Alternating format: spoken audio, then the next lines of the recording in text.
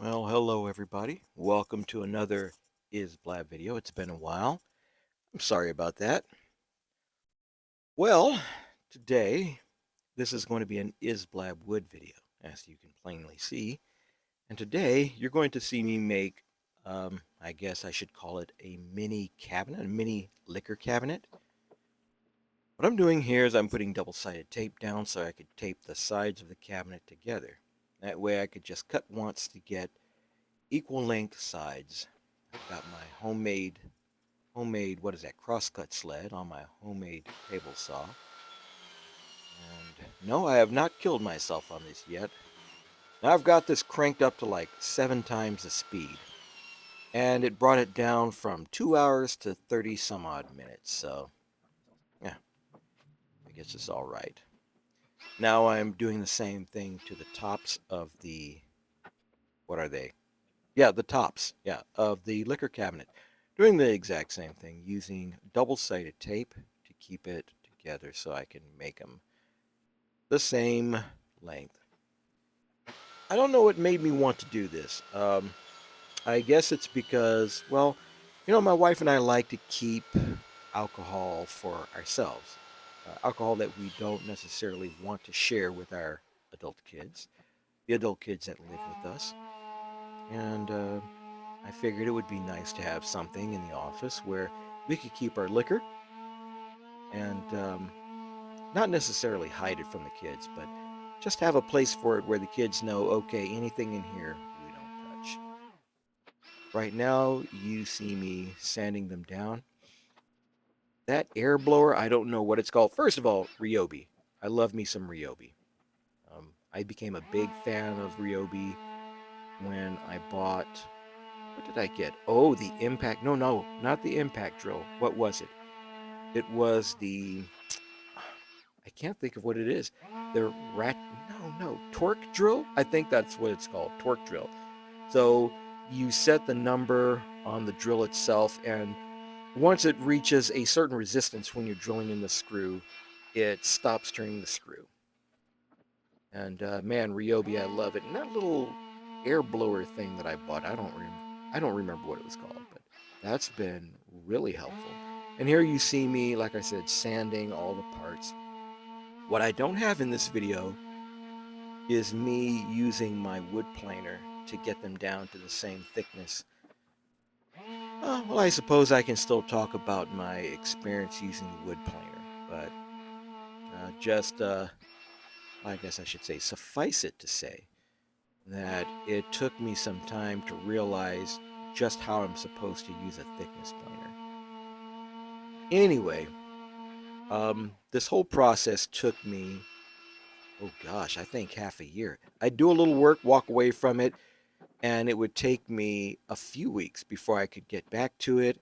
And then I'd do a little more work and walk away from it and get back to it. What you're looking at now is one of the early things that I did in the beginning.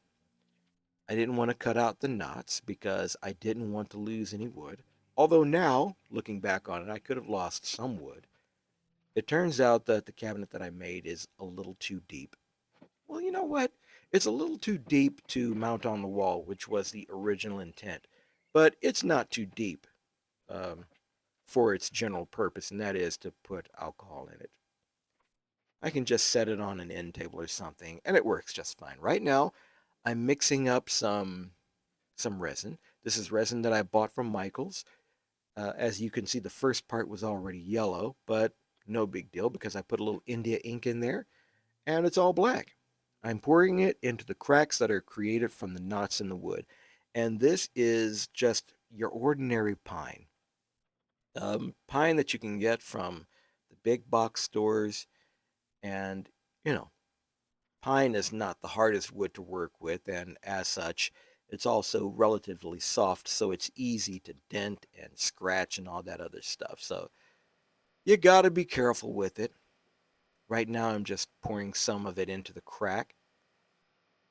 I figured that by doing this, it would make an interesting piece. How do I explain that?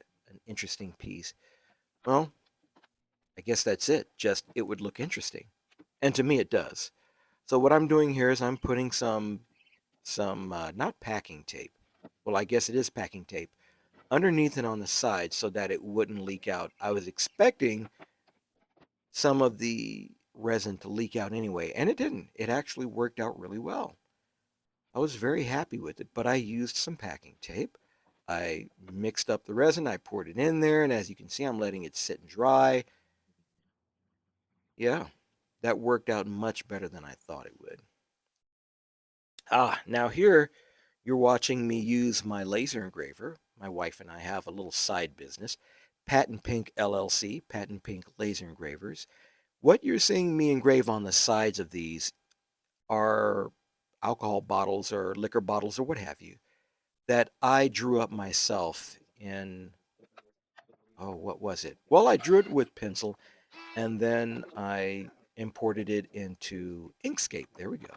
And I edited it up and then exported the SVG to the laser engraver and cut that right in there, engrave that right into the sides. And right now I'm doing pocket holes on the tops of these.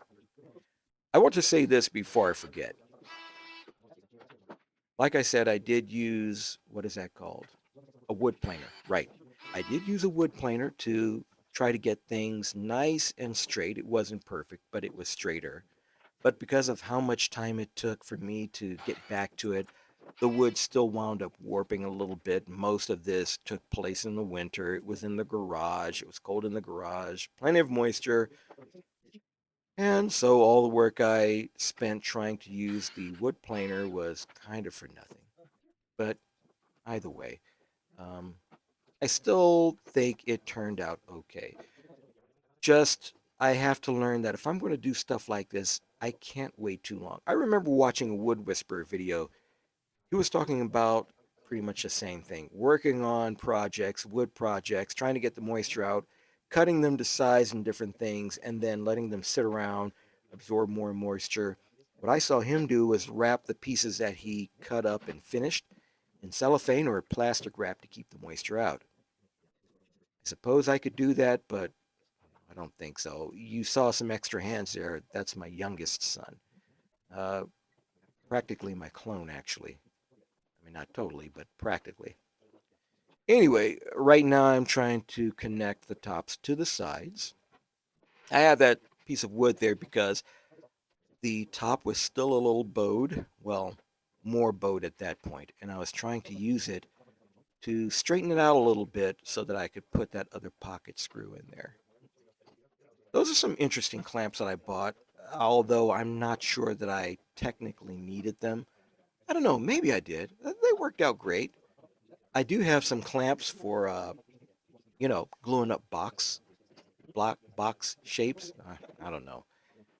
It's a kind of clamp that's on a strap, and you get the plastic pieces or the clamp pieces on all four corners, and then you tighten up the strap.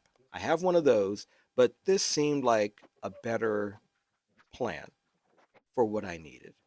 And I think it was actually pretty good, but I don't use them very often, so I'm wondering about whether or not it was a good buy.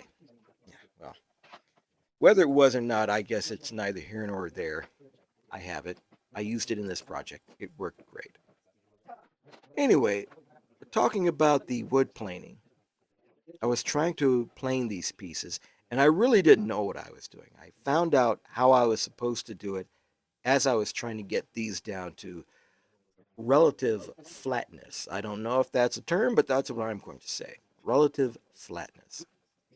So what I was doing initially, I'd put the wood in, run it through the planer, and then I'd lower the planer, run it through again, and I'd lower it and run it through again, and it really didn't seem like it was making excuse me, I got a little tongue tied there, much of a difference. I'm not sure why. It just, well, no, I do know why. I wasn't doing it right. I learned that what I have to do is I have to let the wood pass through it a few times at each level before I lower the cutting blades. And so after I figured that out, then everything seemed to work a lot better for me. Um, it seemed like I was able to bring the wood much closer to a nice, flat surface, I guess you could say, considering I don't have one of those, you know, fancy milling joint joiner? Joiner, yeah, there we go. Considering I don't have one of those fancy joiners, I think I do pretty good for myself. Now, I'm showing off the side here. I've made the carcass, and at this point, it's another, what, 3 or 4 weeks, maybe even longer before I got to this point. This point was easy. I think this is particle board. I'm not 100% sure, but I think it's particle board. And right now I'm trying to cut, what am I cutting there? The door? Right. So this is the door that I'm cutting. I have one of those little hand circular saws. I'm not sure what they're called, but man, are they handy. And I have it on top of a piece of insulation, a little 2x2 piece of insulation, which worked great. And that's sitting on top of the garbage can that I have in the garage. Now I'm doing the top and the bottom pieces. I really need to clean that garage because I want to get to a point where I can move everything to one side when I'm not using it and park my car in the garage. And then when I'm ready to work in the garage, move the car outside and roll everything out where I need it and get to work. But I wanted to get these projects out of the way. I think there's one other project that I need to do before I can seriously start organizing the garage to do that, and that is making end tables for the office that my wife and I share. Right here, I'm trying to use my palm router to cut the recess for the hinges for the door. I use some playing cards to figure out what the proper depth would be. I'm just guiding it with my hand to make sure I get it all right here. I'm trying to get the corners. I have some some dull or maybe not so dull but improperly sharpened chisels that I'm using to make the corners, which worked out fine. The first what is that? Uh-oh, something stopped.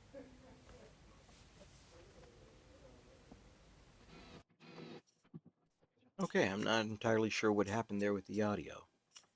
It just stopped for some reason. I'm not sure why. Well, in any case, the first indent I created, I'm not even talking into the mic now. The first um, impression, what did I call it at first? Oh my gosh. Now, I am so bothered by why the video just stopped recording and stopped moving that I can't even think of. I can't even think of it, but that's okay.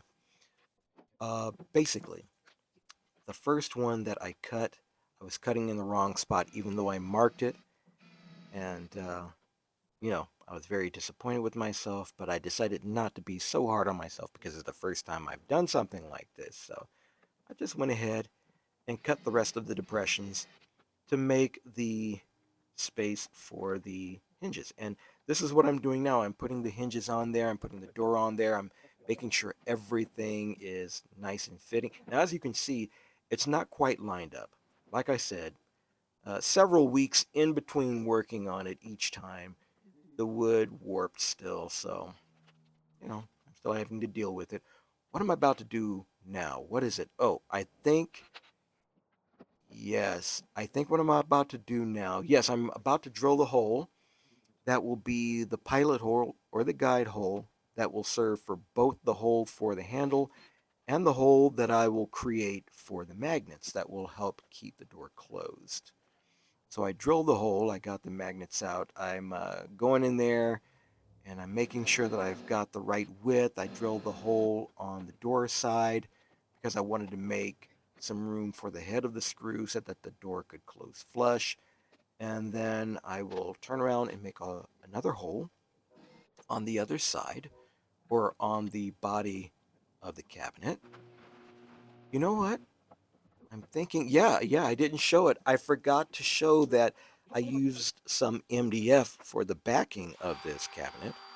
I just glued it on there. I might go back there and put some brass nails in there to make sure it stays in. Right now, what I did was I glued another piece of that board on there, and then I used my flush cut or trim cut, whatever it's called, bit to cut away the excess. And now the door goes all the way to the edge of the cabinet. Worked out just fine. I was very happy with it. What am I doing now? See, it's been so long. Okay, it looks like I'm just making sure everything is measured up properly. Right now, I'm just making sure all of the edges are nice and neat. Nothing's overlapping. Nothing is coming short. Everything is nice and neat. Yeah, that's what I'm doing now. And I'm making sure that is good. Am I going to show it? I don't know if I should, but I'm going to go ahead and talk about it now. And that is me taking the door off of this thing so that I can just cut a smidge off the top and bottom so that it cuts just fine. Now, right here, I'm making a shelf for the inside. The shelf is going to go near the top, and that's where the cups, the shot glasses, the little freeze-dried lime packets, or whatever it's called, will sit up there, and the liquor will sit underneath. I was very cautious about this. If there was ever a time I was afraid of the saw kicking something back at me, I was very much concerned about it now. So you can see me making certain precautions to make sure nothing flies back. And I made sure I was not behind the blade. I was always to the side. So if it did manage to kick something back, I would not receive it. Interesting thing about this, I had another plan for this shelf, and that was to take the wood or cut a piece of wood that would fit in there. These are the brackets that will sit on the side that will support the shelf that I just cut. But I was going to take the wood and I was going to cut grooves along the length of it, halfway deep. I don't know if that makes sense, but I think you understand what I'm saying. Flip it over and then cut it across the width of the wood, again, halfway deep. That way I have what amounts to be equally spaced square holes throughout the shelf. Well, I just failed at that something miserable. Here I am, drilling the holes for the brackets that I'll use to screw into the sides of the insides of the cabinet. I use double-sided tape to put the brackets together so that the holes will be in the same place on both of these brackets, or, you know, whatever you would call these instead of shelf pins. They serve the same purpose as the shelf pins, more or less. Um, yeah, so that's what I'm doing now. I'm getting everything ready to go. Here I am, making sure that I've got the right spacing. I've got an odd way of putting that together. It's hard to explain, but it was an odd way of making sure both sides were spaced. I'm using a Sharpie to mark the shelf. And then you'll see that I got some Sharpie on the aluminum plates there. So I'm using a dry erase marker that you would use for dry erase boards. I'd scribble where the permanent marker is, and then I'd wipe it off with the rag. Came off just fine. Here I am roughing up the surface that's going to support the shelf.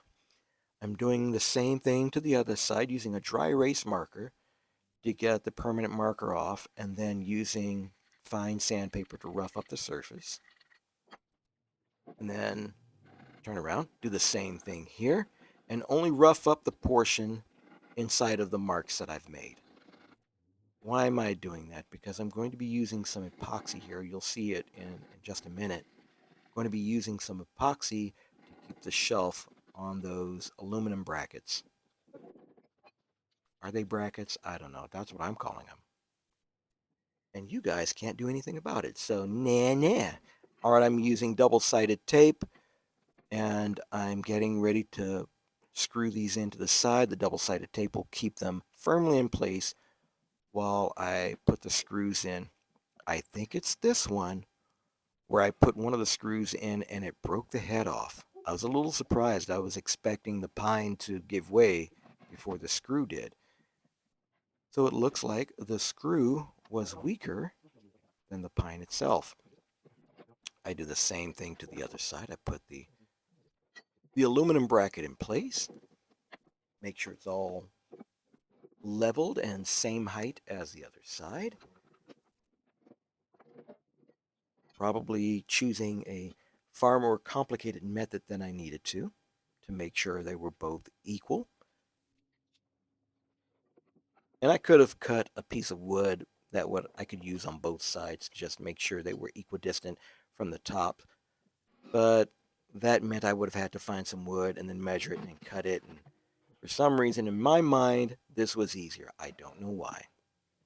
This was certainly more difficult, but it worked out. Here I am mixing up the epoxy. I like this stuff. It works out really well. I didn't want to just mix it and then smear it onto the aluminum because I didn't want to be able to see a bunch of epoxy in between the grates of the shelf on the aluminum. So what I did, as you can see here, I'm showing you the marks where I don't want to pass, and I'm using my glove to apply the epoxy. This actually worked out much better than I thought it would. Now you can see some epoxy squeezing out and getting onto the aluminum, but for the most part, it did exactly what I wanted it to do. Making sure there's plenty of it on there, I put it in place, and now I am once again using complex and unnecessarily, well, let me say unnecessarily complex methods to make sure that this grate is making contact along the full length of the aluminum bracket there. Yes, I'm going to keep calling it a bracket. Is that what it is? I don't know, but I can't call it shelf pins. I can't call them shelf pins because they're not pins. But that's what I'm doing. And so I spend a lot of time trying to make sure all of this stuff is put in there properly and smushed up on there, and putting enough pressure to make sure that this grate makes contact all the way across. And eventually, I'm able to put something together that actually works. And I'm a little proud of myself for doing that. Well, what else shall we talk about? I hope you guys don't hear a lot of noise with me moving around. I really hope you guys don't hear that. Okay, now, here I am. I've decided, because I'm using particle board and I'm going to spray paint, that I don't want the edges of the tops, bottoms, and the door to just be a porous mess. I don't want to be able to just see holes here. So what I'm trying to do is I'm trying to use some wood filler to close in those holes. And the idea is to make a nice smooth surface so that when I spray paint it, it looks natural. Spoiler alert, for the most part, I was able to accomplish this, at least enough to my liking. For the first time of me doing this, I'm I'm okay with it. I'm okay with the way it turned out. I'm happy actually with the way it turned out. So that's what I'm doing here. Making sure I get it. I didn't want to do this at first, but I thought to myself, I need to get out of the habit of taking shortcuts and thinking something is okay or that I can live with it, but to make the effort to make it as nice as possible. Another thing that I had to fight, when I get near the end of a project, I am so ready to be done with it that I start, again, taking shortcuts, doing things that I don't need to be doing, like, well, that's all a part of shortcuts, so I don't know why I added to that. And I was really trying to fight that. This portion here was my attempt to fight the shortcuts and to fight trying to hurry up and finish this project. Ultimately, I'm pretty happy with that. Here I am, spray painting, and there you go. I'm done. Okay, moving on. Now, I didn't use double-sided tape, but I put the top and the bottom together. And what I'm doing right now is I'm drilling through the bottom, and I've marked the depth of how far I want to go into the wood for the top. So at the bottom, the screws are going to screw in from the bottom into the body of the cabinet. And at the top, they're going to screw in from the inside of the cabinet into the top. So there are going to be holes that go all the way through the bottom plate, and holes that only go part of the way into the top plate, but all the way through the top of the body. Does that make sense? If not, it will here in just a minute. That's what I'm attempting to do. I wanted to make sure all of the holes were in the same position, just keeping things uniform, I guess. That's what I'm doing here. I'm going to countersink the holes. I've learned something. I could have countersunk the holes deeper because that would have allowed the screws to go deeper into the wood that they would hold on to. Right now, because this is the bottom and the screws are going to pass through this and bite into and hold into the cabinet, I was making the holes in the bottom of this wider. So that's what I'm doing. And then after I finish that, I countersink. I make the hole. I try a few times, and then I make the hole wider until I'm able to pass the screws through. Now this portion, I'm actually taking carpenter nails. I think they're carpenter nails. They're the nails that have the heads that are slightly bigger than the body of the nail. I mark them. Then I use a wire cutter, or whatever that is. I think it's a wire cutter, and cut them at the markings that I made so that I can turn them upside down, put them in the holes that I made, and all that's sticking out is the tip of the nail. Now this is the top plate that goes on top of the cabinet. I'm using just a little glue to keep these nails in place. No other reason than to just keep them in place. Because all these nails are going to do is mark where I drill the holes in the top of the cabinet. And like I said before, these holes will go all the way through. Then I'll widen them to make room. I don't think you saw, oh no, this is the bottom. Okay, so here I am gluing the bottom into place. And I'm putting salt there so that it wouldn't slide around as I'm trying to position it and glue it in place. I was just going to do screws.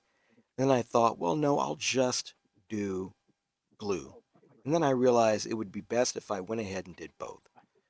The screws could keep the wood in place for the glue to dry, and the screws could also be there to just reinforce the holding. Here, I'm putting in a clamp at the bottom there so that, well, the screw that was in that position there just didn't bite into the wood. That's what I'm saying when I say that I could have countersunk the holes more because the screws could dig in deeper. I have in the top now.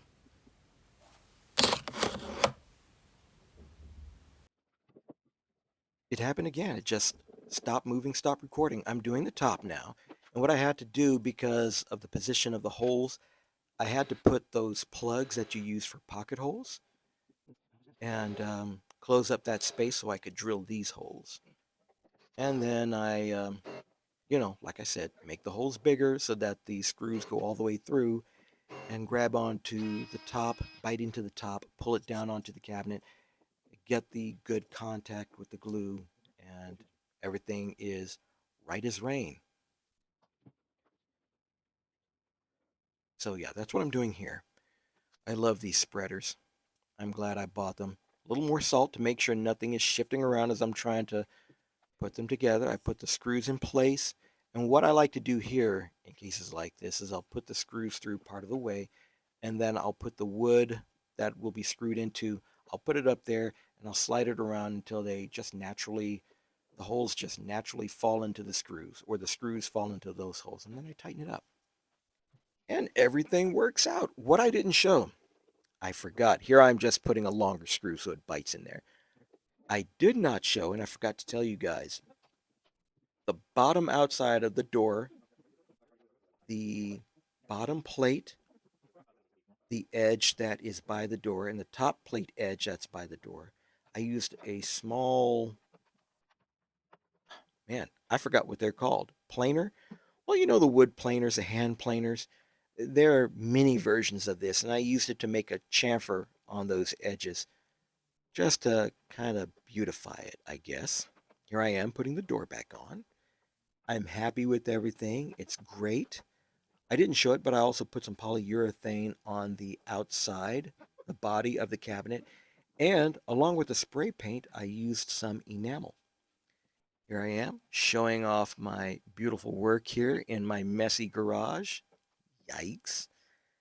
I'm testing it to see. Now, here's one thing that I realized. I made the cabinet too deep for me to try to mount. I could have made it half the depth, excuse me. That way I could mount it on the wall without it being so intrusive, I guess you could say, without sticking out so far. Right now, I'm using my laser engraver and some rubber material that I use to make rubber stamps. And I'm just making a little mat for the shot glasses to sit on so that the water or whatever else is in there can just drain off into this mat. And I can clean off the mat when it gets nasty. Didn't have time to show the whole thing, so I had to stop that. But here you can see the finished product.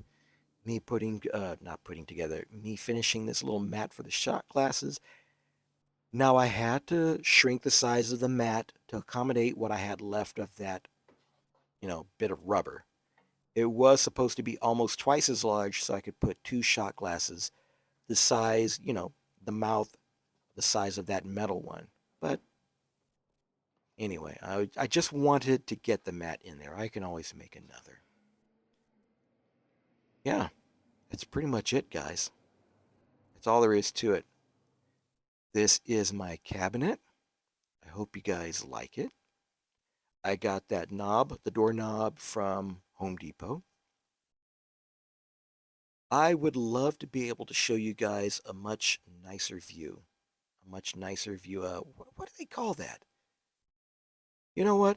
I just turned 51 March 17th, and I feel like I'm forgetting all kinds of words, but you know, the beauty shots, the model shots. I don't know what it's called, but I'd like I would have liked to have been able to show you a much nicer view of this cabinet in action. There's my handiwork, all hand-drawn liquor bottles, made-up liquor bottles, some inspired by real bottles, some not. I like it. My wife was really impressed with it, and I'll tell you, I love it when I impress my wife.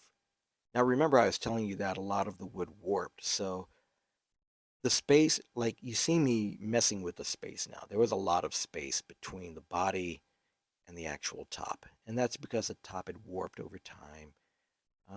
That's me messing with a little bit of resin that I poured in there.